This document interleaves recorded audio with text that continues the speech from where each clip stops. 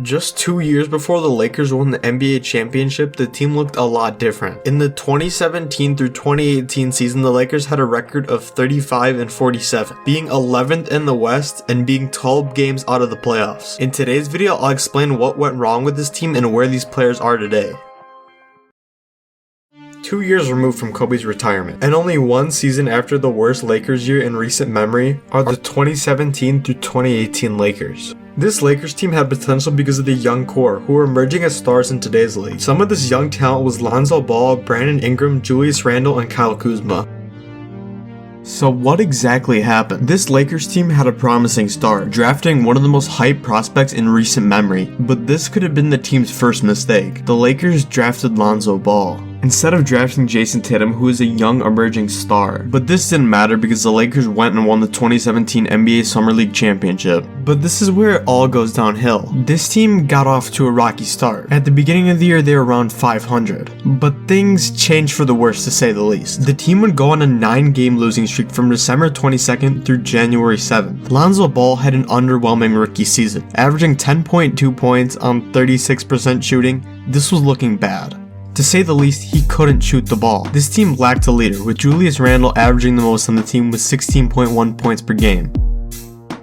So why exactly did they fail? And it's almost apparent from the start that there's a few factors going into this. The first factor is they trade away talent before they're developed. In the 2017 offseason, the Lakers traded D'Angelo Russell for Brook Lopez to the Brooklyn Nets. Russell didn't have his breakout year till the 2018 season, but was then named an All-Star. This is a common theme throughout the recent history of the Lakers, trading away talent before they develop. And the biggest factor on why this team failed was the expectations were way too high, especially for rookie Lonzo Ball. Being named the face of the franchise at such a young age put enormous pressure on him. Lonzo never really found a groove, so it just seemed like hate after hate every single night. Because this team was so young, there was never a true leader. Kobe would have been a great leader and mentor if he was still on the team, but he had retired 2 years prior. But this team sadly never lived up to the hype and is kind of forgotten about. But where are they now? Point guard Lonzo Ball. Involved in the trade package for Anthony Davis of June of 2019,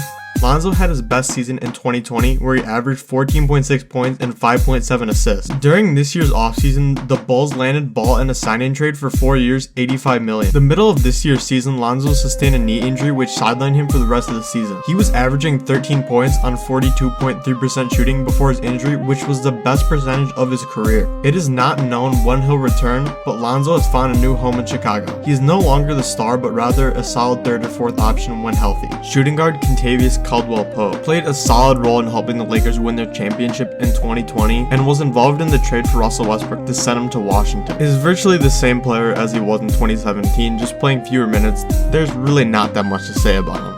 Forward Kyle Kuzma was also part of the Lakers' 2020 championship run, along with being traded for Russell Westbrook to the Wizards. This last season, he had his best season in my opinion. He's definitely underrated for sure and doesn't get enough credit. I think he still has the potential to be an all-star. Forward Brandon Ingram has easily had the best career out of anyone on this team. He was involved for the trade for Anthony Davis in 2020, making the All-Star game that season along with the most improved player. He was snubbed from the 2022 All-Star game. Ingram has been a solid second option, is still very young at 24, and still has time to go into a deep playoff run in the future. Center Brook Lopez. In 2018, he agreed to join the Milwaukee Bucks and has had a big impact on the team, especially in the 2021 finals run. Brook made an All-Star team earlier in his career back in 2013. His stats these last few years have been virtually the same, but at 34 he's gonna start slowing down soon. Six-man Julius Randle was considered to be a solid young player on his time with the Lakers, but he never really became an official starter for the team. He then signed a 2-year deal with the Pelicans in July of 2018, and the improvement was almost instant. Randle would then sign with the New York Knicks in 2019 on a 3-year deal. On the Knicks, he would make the All-Star game in 2021. This past season, he had a regression in his game, not being as inefficient as a shooter, but it's still an improvement from 2017. But that answers the question, what happened to the 2017 Lakers? That next offseason would be a turning point for the Lakers, landing LeBron James. But let me know what team you guys want to see next. But sorry for the bad upload schedule, guys. I just graduated high school a month ago, but it's now summer, so that means it's grind time. So you're not going to want to miss your chance to subscribe. But that's been the video, guys. If you have any questions, comments, or ideas, make sure to comment them down below. See you guys. Tryna work, tryna flirt, I got some rent due. Pull up a surgeon, like hurry, and I intend to. to. She need a shirt, give her some merch. She rep 10 to. Poppin' the curb in a suburban.